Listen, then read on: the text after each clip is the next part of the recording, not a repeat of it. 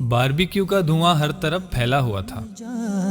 خوب موٹا تازہ جانور تھا جو ذبح کیا گیا تھا۔ سب کچھ بانٹ کر جو گوشت بچ گیا تھا، آج اس کی باربیکیو پارٹی رکھی گئی تھی۔ صحن مہمانوں سے بھرا ہوا تھا، سیخیں اتر رہی تھیں اور ساتھ ساتھ کھائی جا رہی تھیں۔ ہنسی کے کہکہوں میں کان پڑی آواز سننا مشکل ہو رہا تھا۔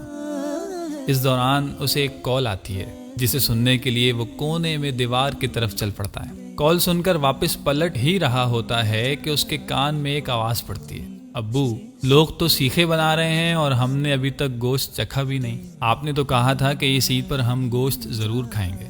یہ سن کر اسے ایک زوردار جھٹکا لگا۔ یہ آواز پڑوسی کی 7 سالہ بچی کی تھی۔ گھر کا منظر کچھ یوں تھا کہ بچی باپ کے پاس موجود ہے اور اس کا باپ چارپائی پر سر جھکائے بیٹھا ہے۔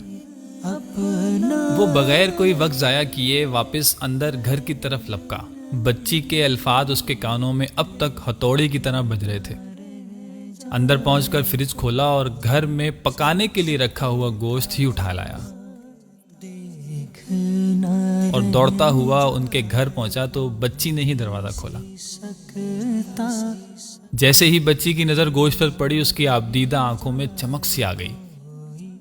بچی کی یہ حالت دیکھ کر اس کے والد کے بھی آنسو نکل آئے۔ ہاتھ اٹھا کر دعا دینے لگا، اللہ آپ کو خوش رکھے، اس جہان میں بھی اور اس جہان میں بھی، اور زندگی بھر کسی کا محتاج نہ کرے۔